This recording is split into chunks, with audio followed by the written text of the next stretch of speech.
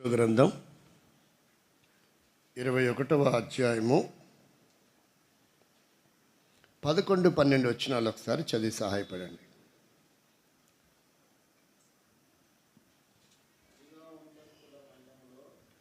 యూదా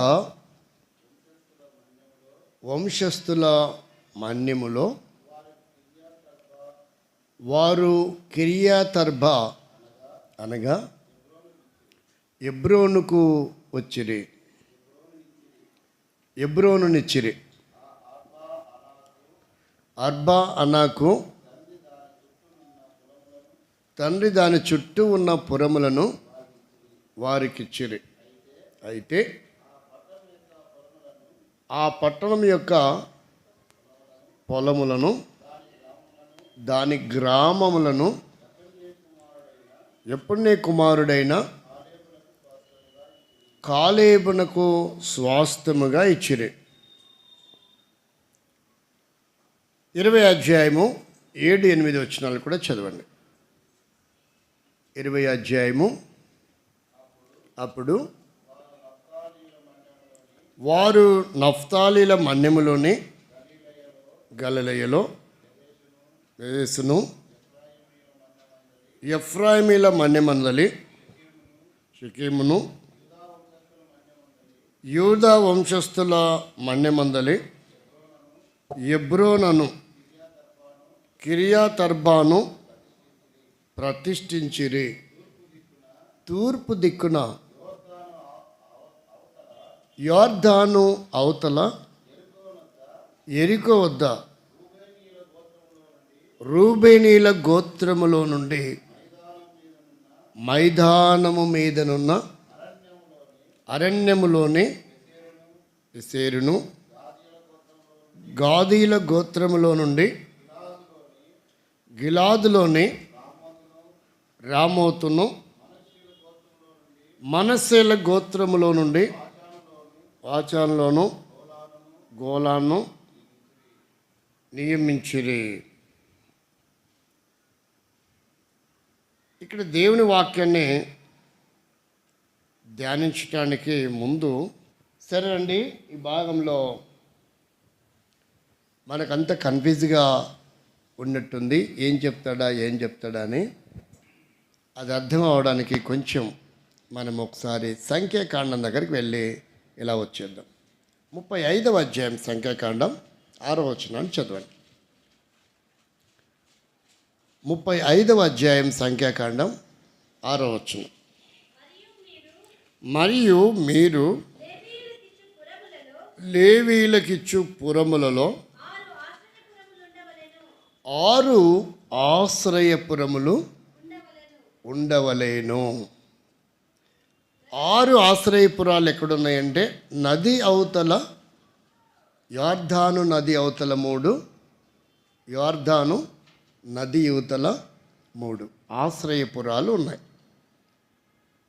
మొత్తము 6 ఆశ్రయపురాలు ఏంటి, ఆశ్రయపురం యొక్క వివరణ ఏంటి, ఎందుకు ఆశ్రయపురాలు ఉన్నాయి, ఒక్కొక్క ఆశ్రయపురంకి ఆ పేరు ఎలా వచ్చింది, ఆ పేరుకున్న భావం ఏంటో ఎప్పుడైనా వీలైతే ధ్యానం చేద్దాం.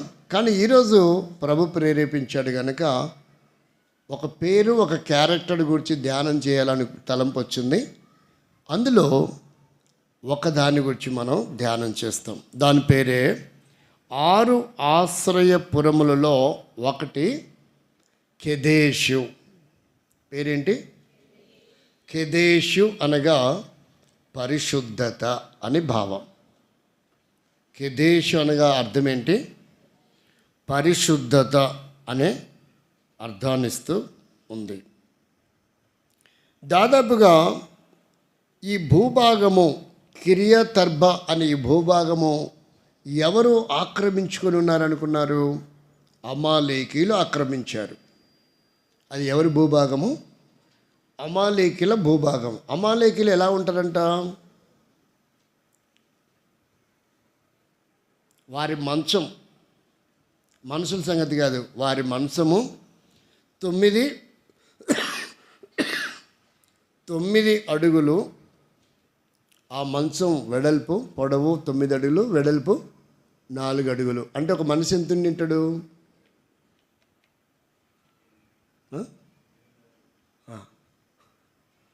దాదాపుగా గొల్యాత ఎంత?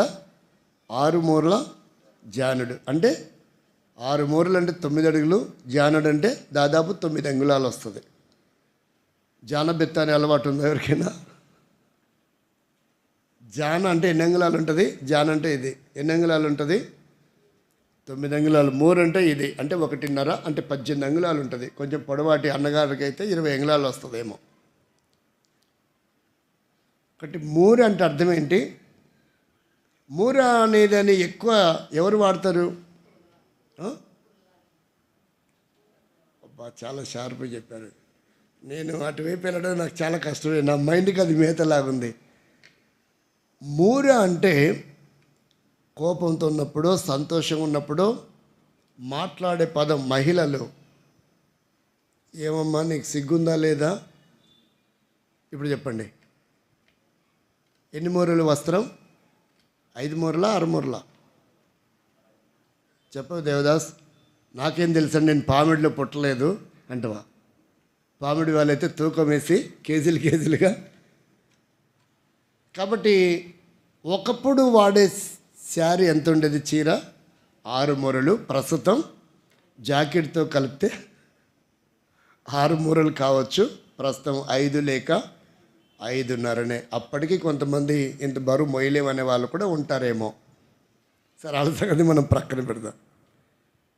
కాబట్టి మూర అనే పదము మహిళా వస్త్రానికి ఎక్కువ వాడబడింది. కాబట్టి ఇక్కడ మనం గమనించవలసిన విషయం ఏంటంటే, ఇలాంటి భయంకరమైనటువంటి వ్యక్తులు, చాలా దేహదారిద్ర్యం కలిగిన వ్యక్తులు ఏ భూభాగంలో ఉన్నారు? కిరియత్ అర్బాలో ఉన్నారు. అందుకే ఆ భూభాగం ఎవరికి ఇచ్చారంట? యెఫున్నె కుమారుడైన కాలేబుకు. తనేం చెప్పాడు? 45 సంవత్సరాల వయసులో నాకు ఎంత బలం ఉందో, ఇప్పుడు 85 సంవత్సరాల వయసులో కూడా నాకు అంతే బలం ఉంది. యెహోషువ, దేవుడు నాకు ఇస్తానన్న భూభాగం నువ్వు నాకు ఇచ్చేయి, నా తంట లేదా నేను పడతానని యెహోషువకు ఎవరు సలహా ఇస్తారు? కాలేబు సలహా ఇస్తాడు. కాబట్టి ఇలాంటి విచిత్రమైనటువంటి వారిని ఏమని పోలుస్తారంటే, వారు ఎత్తును బట్టి, మనుషులందరికంటే ఎత్తు ఉన్నారు కనుక దేవదారు వృక్షంతో పోలుస్తారు వారిని. అంటే చెట్లన్నిటికంటే ఎత్తైన చెట్టు ఏంటి? పాలస్తీనా భూభాగంలో, మన భూభాగం కాదులేండి. ఎత్తైన చెట్టు ఏంటి? దేవదారు వృక్షమే అక్కడ ఎత్తైనటువంటి చెట్టు. కాబట్టి వారిని ఎలా పోలుస్తారంటే దేవదారు వృక్షంలాగా ఉన్నారు. మనల్ని కూడా ఏమంటారు? చెట్టు పెరిగినట్టు పెరిగినావు, ఏం పెరగలా అంటారు. కానీ దానికంటే ఇప్పుడు కొంచెం లేటెస్ట్గా పదం వాడుతున్నారు. కొత్త పదం ఏంటంటే, వాడికి బాడీ పెరిగింది కానీ మైండ్ అంటారా, బ్రెయిన్ అంటారా? కరెక్ట్ చెప్పండి.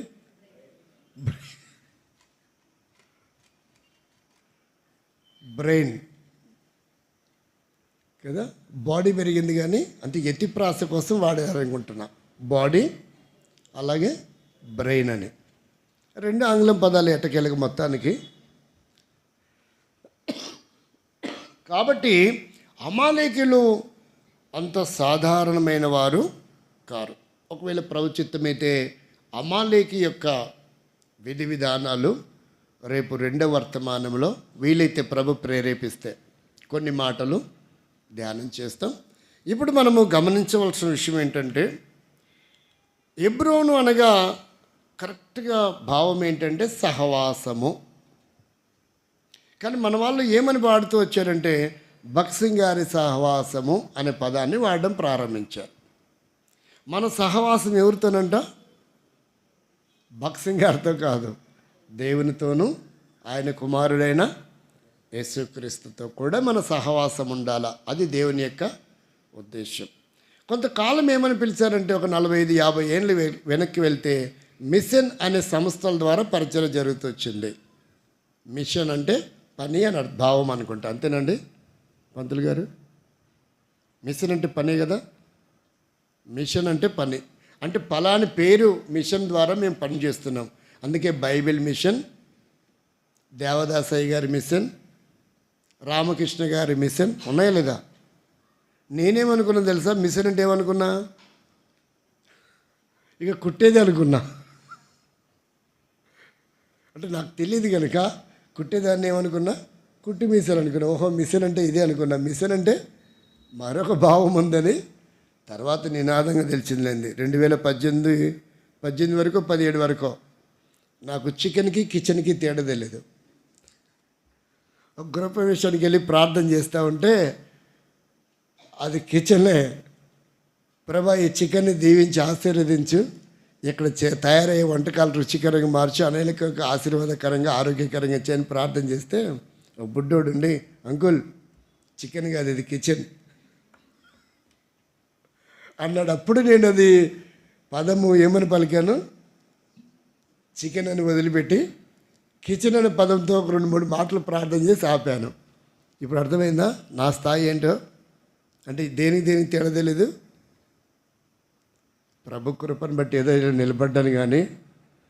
కాబట్టి మనం గమనించవలసిన విషయం ఏంటంటే 6 ఆశ్రయపురములలో ఒకటే దాని పేరేంటి? కెదేషు. ఎవరికైనా బాప్తిస్మం ఇస్తే ఈసారి ఆ పేరు పెట్టండి. ఏమని పేరు? కేదార్ అని పెట్టారు కొంపదీసి. కెదేష్, దాని పేరేంటి? కెదేష్ అనే.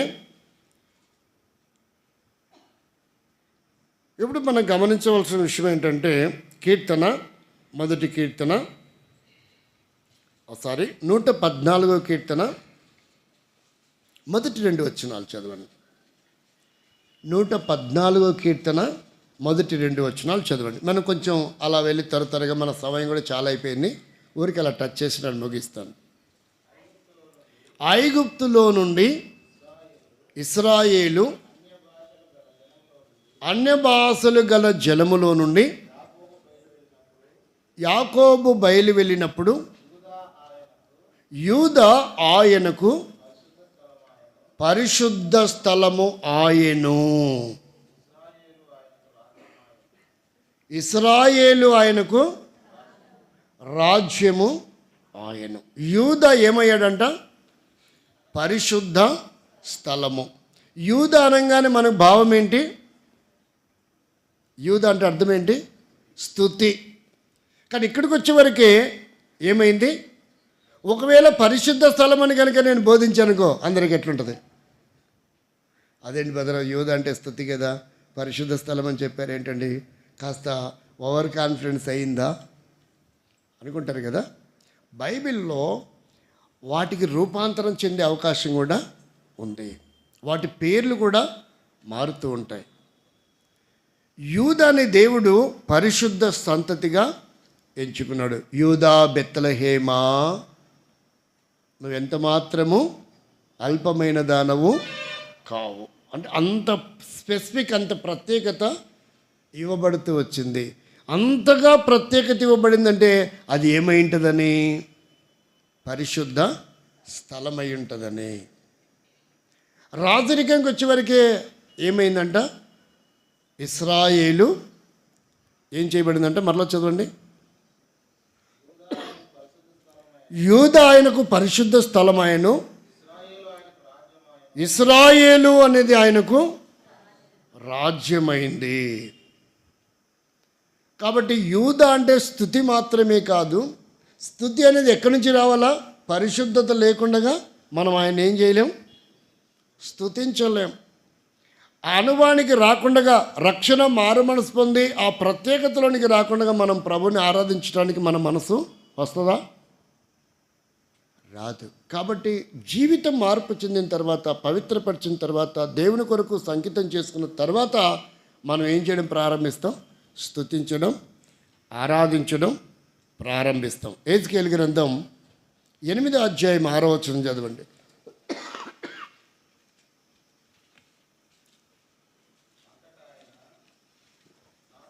అంతటా ఆయన నాతో ఇలాగు సెలవిచ్చెను, నరపుత్రుడా,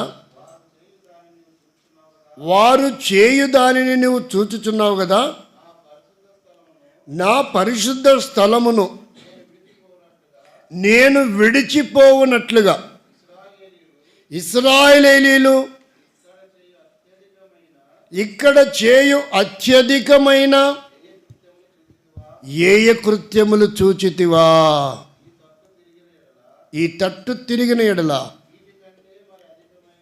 వీటికంటే మరి అధికమైన ఏయ క్రియలు చూచెదవు. అంటే దేవుడు తన పరిశుద్ధ స్థలములో ఉండవలసిన ఆయన ఏమవుతున్నాడంట? విడిచిపోవటానికి. అంటే ఇక్కడ రెండు విషయాలు మనం ధ్యానం చేయాల. కెదేషు అనే ఈ నామకరణములో, ఈ పేరులో లేక ఈ పదములో ఒకటి మన జీవితాన్ని చూడాలి, రెండవది మన సంఘాన్ని చూడాలి, మూడవది మన కుటుంబాన్ని చూడాలి. అంటే దేవుడు ఏం కోరుకుంటున్నాడంటే, వ్యక్తిగతంగా మన జీవితంలో పరిశుద్ధత లేనప్పుడు దేవుడు ఏం పెడుతున్నాడంట? నేను విడిచిపోవాలనుకుంటున్నాను, ఈ వ్యక్తిని నేను విడిచి, ఎవరినైనా విడిచిపెట్టాడు? సంసోన్ని విడిచిపెట్టాడు. మనకు కనపడే సంసోన్ కాదు, సంసోన్ అని మనకు కలవరపడారు. రెండవది ఎవరిని విడిచిపెట్టాడు? సౌలు రాజుని విడిచిపెట్టాడు. విడిచిపెట్టి వెళ్ళిపోయాడు దేవుడు.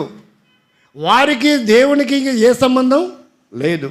కాబట్టి ఎంతో ఘోరమైనటువంటి జీవితంలోనికి వారి జీవితాలు నెట్టివేయబడి గెంటివేయబడుతూ వచ్చాయి. ఎంతో శ్రేష్టమైనటువంటి జీవన విధానాన్ని వాళ్ళు కోల్పోయారు. చివరికి ఎంతో నష్టపోయి కఠోరమైనటువంటి, మన వాళ్ళు అంటారు కదా, ఏం పదం వాడతారు? కరెక్ట్ చెప్పండి, ఏం పదం వాడతారు ఆ మరణాన్ని? నువ్వు మామూలుగా సావరా, నీ సావు ఎట్టుంటుంది?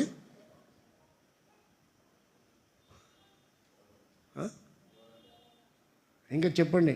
ఘోరంగా అంటే అది అఫీషియల్ అయింది, గ్రాంధికం. మీరంతా వాడుక పదంలోకి చెప్పండి. ఏమంటారు? చెప్తాలి.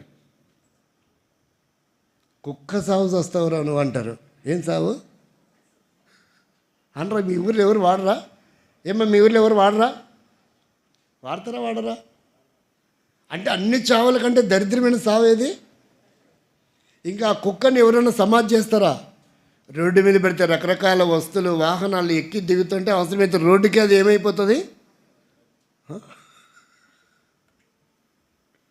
కదా? దాన్ని ఏమని పిలుస్తారు? నువ్వు మామూలు చావరా. ఎలా చూస్తావు అంటే, ఇప్పుడు సంసోన్ గారిది, నాటి సంసోన్ గారిది, సౌలు గారిది ఎలా ఉంది చావు, మరణం ఎలా ఉందో చెప్పండి. ఘోరంగా ఉందా లేదా? కుక్క చావులా ఉందా లేదా? అంత బతికి ఏమంటారు? ఇక్కడ వాడతారా? ఇంత బతికి ఎక్కడ తెచ్చాడంట? ఇంటి ముందన్నా, ఇంటి వెనుక. ఇంటి బతికి ఎక్కడ తెచ్చాడంట? ఇంటి వెనుక. కాబట్టి వెనక వైపు ఎవరు చూడరని అర్థం. వెనక వైపు అంటే దొడ్డిదారి కదా. సింహదారి వేరు, దొడ్డిదారి వేరు. దొడ్డిదారి వైపు ఎక్కువ వెళ్ళరు. ఏదో వేస్ట్ అంతా అలా ఇస్త్రీ పాడేస్తుంటారు. వేస్ట్ అంటే ఏంటిది? ఎక్కువ వేస్ట్ ఏంటిది? బాగా వేస్ట్ అనే పదం ఏంటో కరెక్ట్ చెప్పండి. ఎవరు చెప్తారు? ఎవరి దగ్గర నుంచి వస్తుంది ఆన్సర్? నేను ఎదురు చూస్తున్నా. ఎవరు చెప్పరా? బాగా వేస్ట్ అయిన పదం ఏంటిది? ఏంటి తల్లి? అట్లాడని నన్ను అడిగితే ఎట్లా? ఇంకొక 60 ఏళ్ళ తర్వాత అడిగి ఆలోచిస్తూ ఉంటుందా? డైపర్స్ అండి. జాగ్రత్తగా ఎత్తి పెట్టుకుంటారా షోకేజ్లో? చెప్పరే మరి. అవి ఎక్కువ ఇసిరి పడేస్తుంది ఎటువైపు? అట్లా వెనక్కి పడేస్తారు కదా. వెనకల వాడు కనుక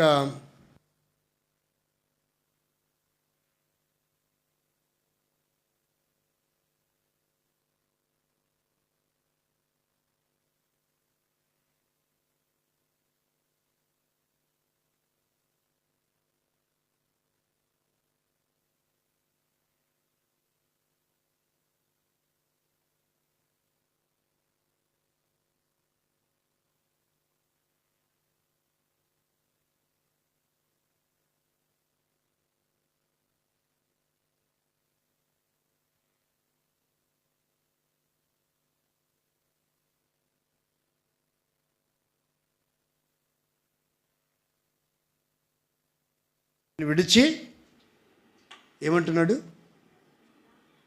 చదవండి. నా పరిశుద్ధ స్థలములో నేను విడిచిపోవునట్లుగా ఏం చేస్తున్నారంట? ఇశ్రాయేలీయులు ఇక్కడ చేయు అత్యధికమైన హేయ కృత్యములు చూచితివా. పంచుకుంటున్నాడండి ఆయన తన వేదనలు యెహెజ్కేలుతో చెప్పుకుంటున్నాడు. ప్రేమిణ సోదరి సోదరా, దేవుని స్తోత్రం.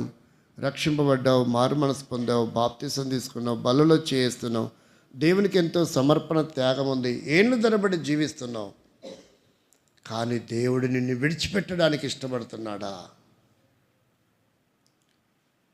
లేక నీ కుటుంబాన్ని విడిచి వెళ్ళాలనుకుంటున్నాడా? సంఘాన్ని విడిచి వెళ్ళాలనుకుంటున్నాడా? ఒకసారి చూడండి, రాజుల మొదటి గ్రంథం 9వ అధ్యాయము 6వ వచనం 7వ వచనం చదవండి. అక్కడ దేవుని యొక్క వేదన ఏమని చెప్తున్నాడో చూడండి, తన బాధ ఎలా పంచుకుంటున్నాడో చూడండి. ఎంతసేపు నన్ను పట్టించుకోరు, నా బాధ చూడరు, నా పరిస్థితి ఏంటని ఇలా అనుకుంటున్నామే తప్ప అసలు దేవుడు ఎంత వేదన చెందుతున్నాడో ఎప్పుడైనా ఆలోచించామా? అయితే మీరే గాని మీ కుమారులే గాని ఏ మాత్రమైనను నన్ను వెంబడించుట మాని నేనిచ్చిన ఆజ్ఞలను కట్టడలను అనుసరింపక ఇతరమైన దేవతలను కొలిచి పూజించిన ఎడల నేను ఇశ్రాయేలీయులకు ఇచ్చిన ఈ దేశములో వారిని ఉండనీయక వారిని నిర్మూలము చేసి నా నామమునకు నేను పరిశుద్ధపరిచిన ఈ మందిరమును నా సముఖము నుండి ఎంతోమంది జీవితాలు కొట్టివేయబడుతున్నాయి, ఎన్నో కుటుంబాలు కొట్టివేయబడుతున్నాయి, ఎన్నో మందిరములు దేవుని సముఖం నుండి ఏం చేయబడుతున్నాయి? కొట్టివేయబడుతున్నాయి. ఈ 3 లిస్టులో నీవు నేను మనము కసాపురము తప్పించబడును గాక.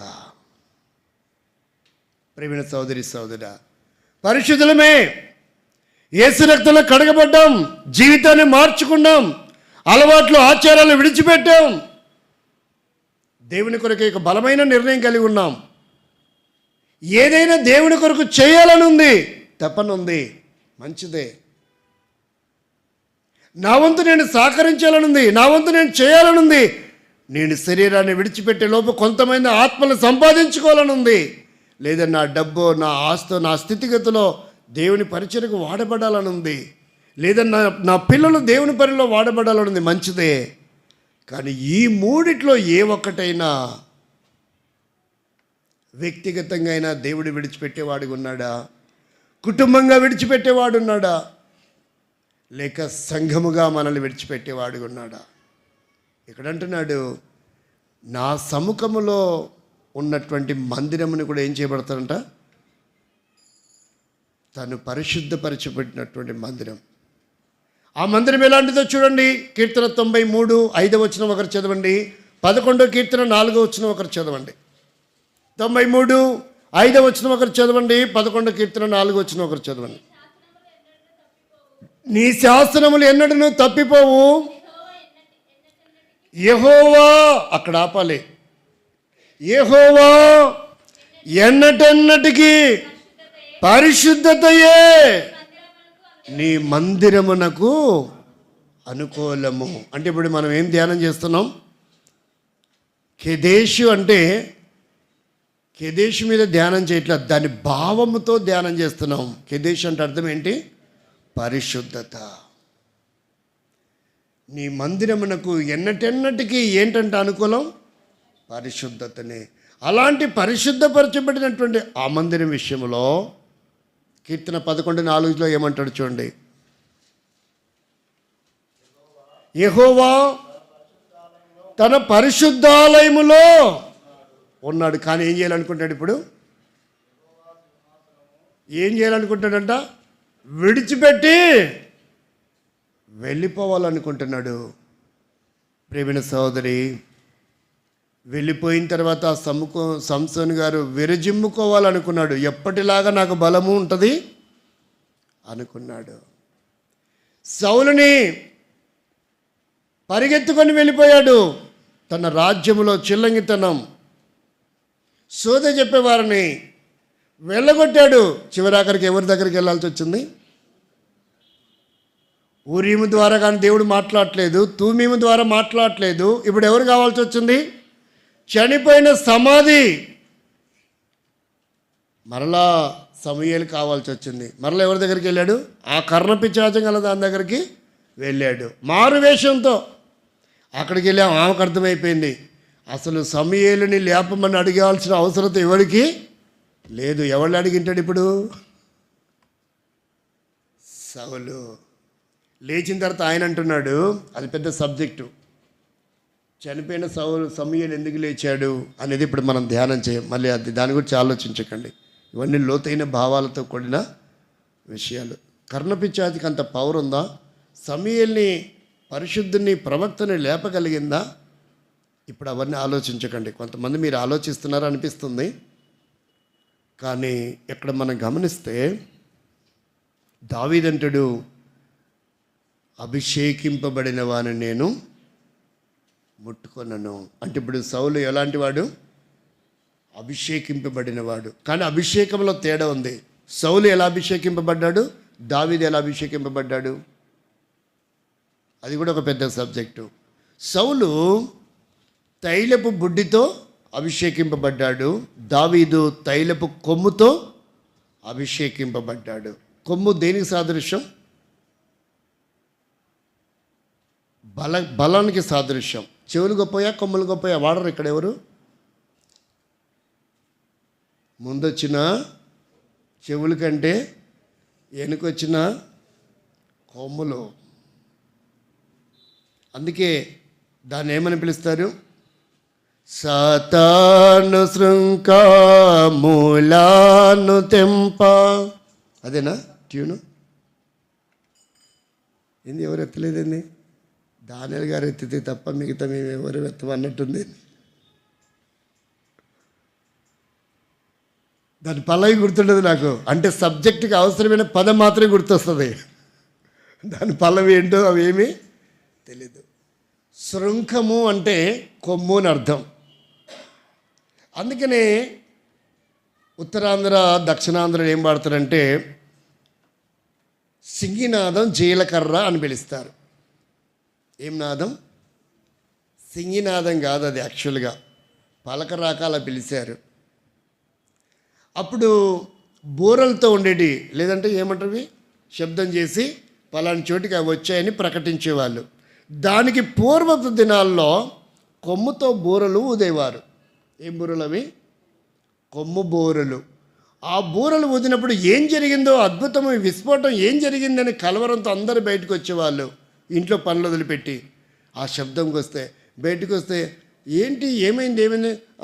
ఏమీ లేదు, సింగినాదం, జీలకర్ర అంటే అప్పుడు జీలకర్రని అమ్ముకోవడానికి వచ్చేవారు. జీలకర్ర అంటే ఏమంటారు ఇక్కడ? జీలకర్ర. Correct, thank you. ఏంటిది అది? జీలకర్ర. ఇక్కడ జీలకర్ర అని పిలుస్తారు, జీలకర్ర అని పిలుస్తారు. ఏంటి నాదం అంటే ఏముంది? శృంగనాదం అని పిలవాలి దాన్ని. శృంగనాదం, జీలకర్ర. అది ఎలా మారిందంటే సింగినాదం జీలకర్రగా మారిపోయింది. కాబట్టి శృంఖముతో, కొమ్ముతో చేసే నాదానికి చాలా పవర్ ఉంటుంది. ఆ శబ్దము వేరుంటుంది. కొమ్ము బూరలు కొంతకాలం వాడినట్టున్నారు కదా. ఎంతమంది చూశారు? తిమోతి గారిని అడగాలేమో. కొమ్ము బూరలు ఉన్నాయి ఈ ఊరిలో. కొన్ని ప్రోగ్రామ్స్ ఉన్నాయి కదండి. పక్కన జాతర ఉంది, ఊరు జాతర ఉంది. అప్పుడేమి చూడలేదా? కాబట్టి ఇక్కడ మనం గమనించవలసిన విషయం ఏంటంటే, ఇప్పుడు మనం వాడే దువ్వెనలు ఉన్నాయే, కొన్ని యాక్చువల్గా సింథటిక్తో చేస్తున్నారు. అసలు కొన్ని దువ్వెనలు దేంతో చేస్తారు? కొమ్ముతోనే చేస్తారు. చూడండి, అందుకనే నేను చిన్నగా ఉన్న దినాల్లో కళేబరాలు అంటే ఎముకలు కొమ్ములు ఏరుకొని వెళ్ళే వాళ్ళని చూశాను. దాన్ని ఏం చేస్తారో నాకు తెలిసేది. ఇప్పుడు ఉన్నాయా? ఇప్పుడు ఆ వృత్తి ఎవరు చేయట్లేదేమో, అంత అఫీషియల్ అయిపోయింది. కాబట్టి ఏం చేస్తారని మనం అనుకునే వాళ్ళం. వాటికో పని ఉంది. ఎముకలతో అవి రవ్వలా తయారు చేసి చక్కెరలో కలుపుతారు. కొమ్ములతో దువ్వెనలు చేస్తారు.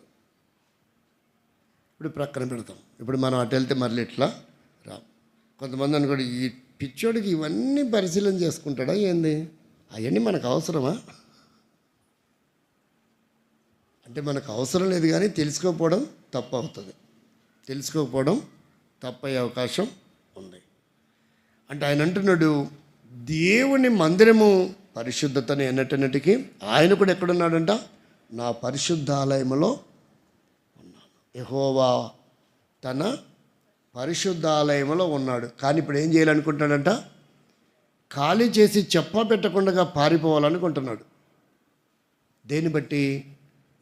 దేవునికి ఆయాసకరమైన క్రియలు, కార్యాలు, పనులు, ఆలోచనలు నా హృదయంతరంగంలో ఉన్నప్పుడు, నా ఇంట్లో ఉన్నప్పుడు, నేను వెళ్తున్న మందిరంలో, సంఘములో ఉన్నప్పుడు.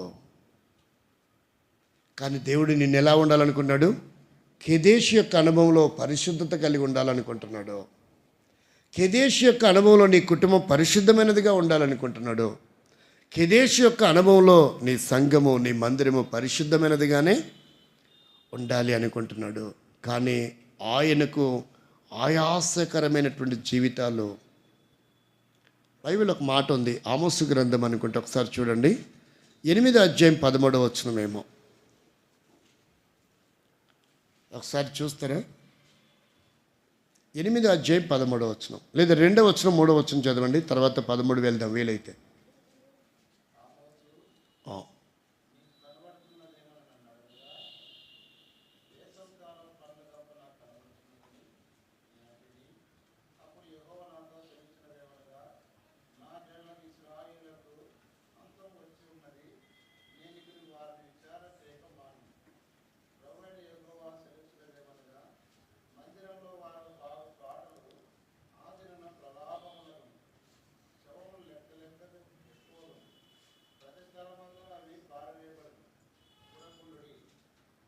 ఒకసారి నేను కూడా చూస్తాను. అది ఆమోసు గ్రంథం అధ్యాయం ఐడియా లేదు.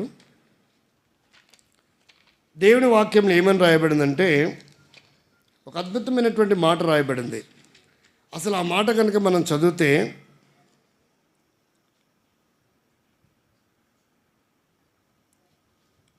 ఎంత బాధ ఉంటుందో మనకు అర్థమవుతుంది దేవునికి. కానీ అది ఏ ఏ మందిరములలో జరుగుతుంది, ఏ ఏ సంఘములలో జరుగుతుంది అని కనుక మనం పరిశీలన చేస్తే, జుల్మాన సొమ్ముతో కొనబడిన అని రాయబడి ఉంటుంది. చూడండి, జుల్మాన సొమ్ముతో 2వ అధ్యాయము 8వ వచనం. 2వ అధ్యాయం 8వ వచనం. తాకట్టుగా ఉంచబడిన బట్టలను అప్పగింపగా వాటిని పరుచుకొని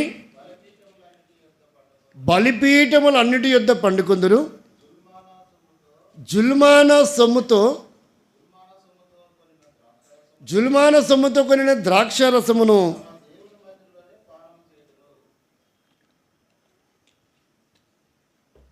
నా నోటితో పలకమంటారు. ఇక చూడండి ఎలాంటి సొమ్ము అది. అలాంటి సొమ్ముతో కొనిన మద్యమును ఎక్కడ తాగుతున్నారంట? ఇక ఉంటాడు దేవుడు. కొన్ని మందిరాలకు వెళ్తే అక్కడ కుర్చీల మీద ఆసీనులైన వారందరూ నేను పెళ్ళికి వెళ్ళాను. పెళ్లి చేయడానికి వెళ్తే ఓ పెళ్ళిలో ఆయన గొడవ కూడా చేస్తున్నాడు. నేను స్పెషల్ సాంగ్ పాడతా, స్పెషల్ సాంగ్ పాడతా, స్పెషల్ సాంగ్ పాడతా అని. నేను మాకు ఆర్డినరీ సాంగ్సే లేవరా బాబు, నీ స్పెషల్ సాంగ్ మాకు ఎందుకని నేను బాధపడుతున్నా. మొత్తానికి బ్రతలాడుతుంటే అంత అయిపోయిన తర్వాత, సర్లే సార్ ఇంక ఏదో మీ సంతకాలు చేస్తారు, ఒక పాట పాడిస్తారు కదా, సరే ఆడికంటే నాకు గోడ తట్టుకోలేకపోతున్నాం. పెళ్లి కుమార్తె మేనమామాడు, ఆడికి ఏం చేయాల్సి వచ్చింది, కాస్త ప్రయారిటీ ఇవ్వాల్సి వచ్చింది. ఏమని, అసలే వాడేవాడు పెళ్లి కుమార్తె మేనమామ, ఏం చేయాలో అర్థం కాక ఆ పెళ్లి వాళ్ళ తల్లిదండ్రులు లేరు పాప అమ్మాయికి, అన్నీ భరించింది అతనే. ఇక మొత్తానికి నేనైతే ఏం చెప్పలేదు, కానీ నాకు కాదు బాబు, నేను అధ్యక్షుడిని కాదు, పాస్టర్ గారి ఈయన రెవరెండ్ ఆయన, బీసెప్ ఆయన, అన్నీ ఆయన అడగండి, డాక్టర్ అండ్ ఫౌండర్ కూడా ఆయన అని చెప్పిన. సార్ మొత్తం మీరేనంటగా, రిజిస్టర్ గారు చెప్తున్నాడు మొత్తం మీరేనంటగా, నాకు ఎందుకండి పాటకు అవకాశం ఇవ్వం, అసలే స్పెషల్ సాంగ్ పాడతా అంటాడు. సార్ మొత్తానికి ఆ గోల్ తట్టుకోలేక అందరు కలిపి, అయిపోయింది కానీ మీ ప్రోగ్రాం ఇచ్చేయండి, ఆడు చేస్తారంటే పాడుతున్న వచ్చి మైక్ పట్టుకున్నాడు, ఇక మెలకలు తిరుగుతున్నాడు, తాగినాం వేసునాదా అని పాడుతున్నాడు. ఏమని పాడుతుండు, నేను పాపం పాట అదేనేమో అనుకున్నాను, నాకు మాత్రం ఏం తెలుసు, అదేమో ఆంధ్ర కరస్థ కీర్తన పాట అంట. అక్కడేముంది, త్రాహిమాం, ఆహా ఎంత కూని చేశాడా అనిపించింది. మరి తెలుగులో లేవనుకుంటారు, ఇదే పాట ఏమో బాగుందని చెప్పేట్లు కూడా కొడతారు. ఇక మెలకలు తిరుగుతున్నాడు, న్యాచురల్గా పాడుతున్నాడు అనిపించింది నాకు. పాట ఎట్టుందో నాకు తెలియదు, కానీ ఆయన మాత్రం ఎట్టు పాడుతున్నాడు, తాగినాం ఏసునాదంటే నిజంగానే చక్కగా సమృద్ధిగా తాగి ప్రశాంతంగా హ్యాపీగా. అలాంటి జుల్మాల సొమ్ము ఎక్కడ తాగుతున్నారంటే వీళ్ళు. కొన్ని మందిరాల్లో అలాంటి దరిద్రులు కనపడతా ఉంటారు. ఎక్కడది, ఇందాక అయ్యగారు చెప్తా ఉంటే పాస్టర్ గారి కుమారులండి చిచ్చిచ్చి అనిపిస్తుందంట. ఇక పాస్టర్ గారి కుమారులు ఎలాగుంటే విశ్వాసుల కుమారులు ఎలాగుండి ఉంటారు. అది కూడా ఎక్కడంట, అది దేవుని మందిరములో. పోనీ అది ఎక్కడో బయట అంటే అది వేరే విషయం. అంటే ఇక పార్టీ పెట్టుకున్నారేమో మనకు తెలియదు. మరి ఉంటాడా దేవుడు? అంత అపవిత్రమైన హేయమైన కార్యాలు జరుగుతూ ఉంటే ఆ జీవితంలో ఆ హృదయంలో దేవుడు నివాసం చేస్తాడా? అలాంటి కుటుంబంలో దేవుడు ఉంటాడా? అలాంటి సంఘములో మందిరంలో దేవుడు ఉంటాడా? కార్యాలు జరుగుతాయా అని. దేవుడు లేనప్పుడు దేవుని కార్యాలు జరగవు. ఇంకెవరు జరుగుతాయి? మనుషుల కార్యాలు జరుగుతాయి. కాబట్టి ఈరోజు నువ్వు నేను ఎలా ఉండాలని దేవుడు కోరుకుంటాడు. ఆ కెదేషు వలె ఆ పరిశుద్ధత కలిగిన వారమై మనం ఉండాలని దేవుడు కోరుకుంటున్నాడు. ఏ విషయంలో ఈ లక్షణాలు ఒకవేళ మనలో ఉంటే, ఈ స్పెషల్ మీటింగ్లో, ఈ గుడ్ ఫ్రైడే ఈస్టర్ పరిచర్యలో ఒకవేళ ఇంకా ఎక్కడైనా చోటు చేసుకొని పరిశుద్ధంగా ఉండవలసిన మన జీవితాలు, కెదేషు వలె ఉండవలసిన మన అనుభవాలు, దేవుడు మనల్ని విడిచి వెళ్ళేలాగా, దేవుడు మన కుటుంబాన్ని విడిచి వెళ్ళేలాగా, దేవుడు మన మందిరాన్ని సంఘాన్ని విడిచి వెళ్ళేలాగా ఉంటే మనం ఎంత ప్రయాసపడినా దానివల్ల ఏ ఉపయోగము లేదు. బయటికి మనం ఎంత నిష్ఠ గరిష్టలుగా ఉన్న ప్రయోజనం లేదు.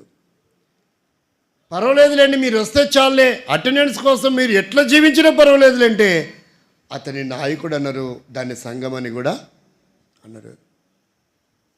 ఒక స్కూల్కి, ఒక కార్యాలయానికి ఎన్నో రూల్స్ అండ్ రెగ్యులేషన్స్ ఉంటాయి, సిద్ధాంతాలు ఉంటాయి, పద్ధతులు ఉంటాయి. అలాంటప్పుడు దేవుని సంఘానికి, సహవాసానికి ఒక పద్ధతి, ఒక విధానం ఉండదా?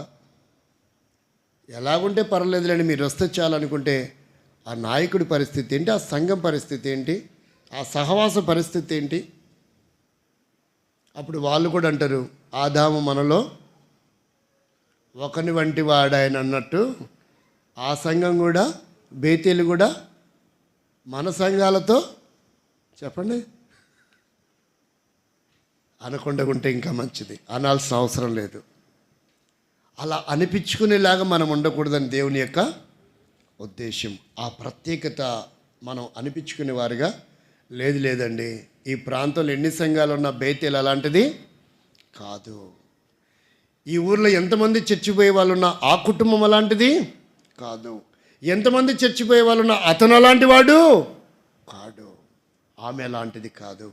ప్రియమైన సోదరి సోదరుడా, అలా చెప్పించుకునే వారంగా మనం ఉండాలని దేవుడు కోరుకుంటున్నాడు.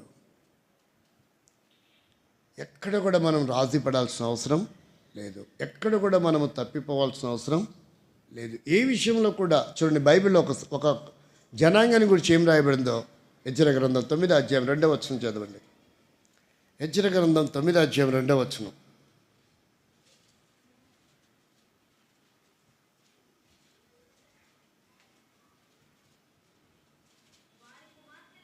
వారి కుమార్తెలను పెళ్లి చేసుకొనుచు తమ కుమారులకు తీసుకొనుచు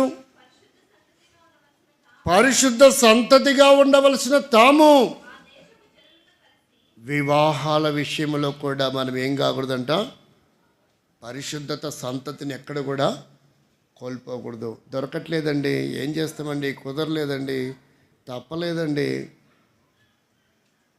ఇందాక మేము టిఫిన్ చేస్తే అన్నగారితో పంచుకున్నాం. ఒక అబ్బాయికి నేను బాప్తిస్మం ఇచ్చాను, తను కుటుంబం ఎవరు రక్షణ పొందలేదు. వాళ్ళ మేనత్త కొంచెం చర్చికి వెళ్ళి అలవాటు ఉందంట చిన్నప్పటి నుంచి. ఆమె కూడా మిషనరీ స్కూల్లో చదువుకునింది.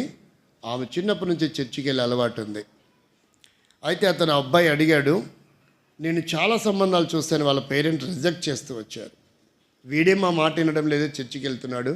ఇక వచ్చే అమ్మాయి కూడా చర్చికి వెళ్ళే అమ్మాయి అయితే ఇంక ఎలాగుంటుందో, ఒక్కరిని ఆపలేకపోతే అప్పుడు ఇద్దరు అవుతారు, కష్టం కదా అని ఆలోచించారు.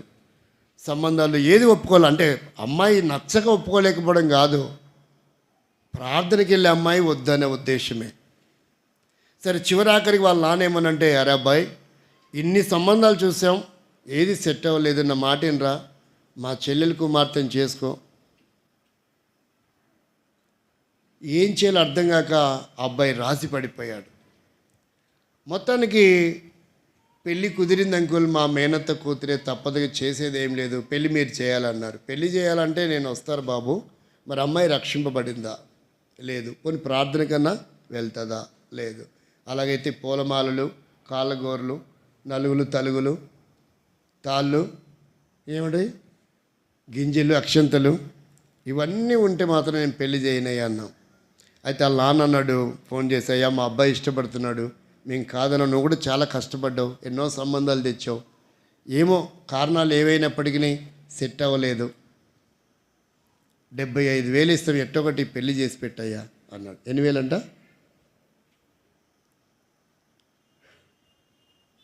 ఆ పిల్లోడేమో ఇష్టపడతా ఉన్నాడు, ఒక్క అవకాశం అని కలిగించండి అంకుల్ నాకు అని. మొత్తానికి ఒక రేపే పెళ్ళి, శుభలేఖలు అన్నీ వేసినాయి, శుభలేఖల మీద ఎవరి పేరు లేదు, పెళ్లి చేసేది ఎవడో, నేనేం డిక్లేర్ చేయలేదు కదా, ఇంక ఎలాగైనా వస్తానులే అంకులు, రక్షణలోకి ఆత్మీయంగా నడిపించింది ఆయనే కదా అనుకుంటున్నాడు తను. వాళ్ళ నాన్న ఆఫర్ ఇచ్చినాడు, ఎంత? 75,000 ఇస్తాం, ఎట్లాగో పెళ్ళి చేయండి అని. ఇక లాస్ట్కి వాడు ఏడుస్తూ ఉంటే ఒకటి మాట చెప్పిన, రేపే పెళ్ళి, ఈ రాత్రి చెప్పిన, అయ్యా నా వల్ల కాదు, ఏమనుకో మాకు, ఎవరితోనైనా చేయించుకో, కాబట్టి ఎవరైనా పంపించమంటే నేను పంపిస్తా, అట్లాంటి వాళ్ళు లిస్టులో ఉన్నారు నా దగ్గర, పంపమంటే పంపుతా, పెళ్ళి అయితే చేస్తారు, పెళ్ళి మాత్రం ఆగదు, నేను మాత్రం రాను. అప్పుడు మన సహవాసంలో నాకంటే 25 సంవత్సరాలు సీనియర్ సేవకుడు, ఆయన పేరు అబ్రామ్, కానీ ఎక్కడున్నాడో చెప్పండి, ప్రభునామనేట్టు ఆయన ప్రేమిస్తున్నా. ఆయనకు డబ్బు అవసరమైందంట, అవసరం ఏం లేదు, ఆయనకి 8 భవనాలు ఉన్నాయి, 3 కార్లు ఉన్నాయి, అవసరం ఉంటుందా చెప్పండి? 8 భవనాలు అంటే హైదరాబాద్లో అపార్ట్మెంట్లు 5 ఉన్నాయి, విజయవాడలో 3 అపార్ట్మెంట్లు ఉన్నాయి, బెంగళూరులో ఒకటి అపార్ట్మెంట్ కొనాలని ప్లాన్ ఇప్పుడు అయింది, అంతే, వేరే ఏం లేదు. దానికోసమే అడ్డమైన గడ్డెంత తినడానికి ఇష్టపడ్డాడు.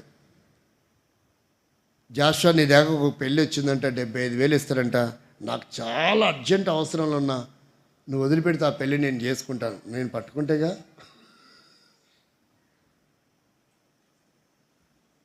సరే ఆ పిల్లోడి నంబర్ ఏంటంటే నంబర్ ఇచ్చిన, ఏమన్నా తగలాడు సావని, నాకు అనవసరం బాబు అని. సరే మొత్తానికి ఫోన్ చేశాడంటే రాత్రి 11 గంటలకి, బాబు నీ పెళ్లి గురించి జాషువా నాతో మాట్లాడినాడు, నన్ను చేయమన్నాడు. నేను చెప్పానా? నన్ను చేయమన్నాడంటే ఇక ఆ పిల్లలు అనుకుంటే అంకుల్కి ఇంకా వేలు కాలేదేమో, బిజీ షెడ్యూల్ కదా, సరే అంకుల్ తరపున ఎవరినో పంపిస్తున్నాడేమో అనుకున్నాడు. పెళ్ళంతా అయిపోయింది. అసలు హిందూ సాంప్రదాయంలో ఏమేమి ఉంటే అవన్నీ జరిగాయి ఆ పెళ్ళి.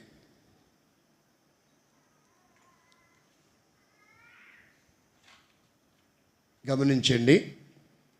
75,000 రూపాయలు తీసుకుంటే వాళ్ళ నాన్న అన్నంట, అయ్యా ఈ పెళ్ళి జరగదేమనుకున్నాం, మా మేనకోడలు మా చెల్లి పరువు పొద్దు అనుకున్నాం, మాకేం కాదు, ఈ పెళ్ళి గ్రాండ్గా చేసినందువల్ల మా ఇష్టాన్ని సంపూర్ణంగా నెరవేర్చారు, ఒక్క కోటి లోపం జరగలేదు, ఇంకొక 25,000 అదనంగా ఎంత ఇచ్చినారు, 1,00,000 పుచ్చుకున్నాడు. దేవుని స్తోత్రం. ప్రస్తుతం అబ్రహం గారు శరీరంతో లేడు, అదే లాస్ట్ పెళ్ళి. 3వ రోజు చనిపోయినాడు. ఏమైనాడు? చాలా వేదన. ఇప్పుడు అనిపించింది, ఒకవేళ ఆ పెళ్ళిని ఏం చేసింటే చెప్పండి, ఫోటోకి దండేసి గోడ మీద పెట్టేవాళ్ళు అన్నీ. కానీ దేవుడు తప్పించి పులిపెట్టి మీద నిలబడేటట్టు చేశాడు, అంతే అవకాశం. కాబట్టి ఇలాంటి వాళ్ళు ఎంతోమంది లేకపోలేదు. ఇప్పుడు నాకు ఫోన్లు ఎన్ని వస్తున్నాయో, 20 పెళ్లి సంబంధాలు కుదిరాయి నాకు. పెళ్ళిళ్ళు చేయాలా, మీరే చేయాలా, చాలా బాగుంది ఈ కాలంలో ఈ పెళ్ళి, ఆ ప్రేమ శృతి వాళ్ళ పుణ్యం అంటూ ఫోన్ల మీద ఫోన్లు వస్తున్నాయి.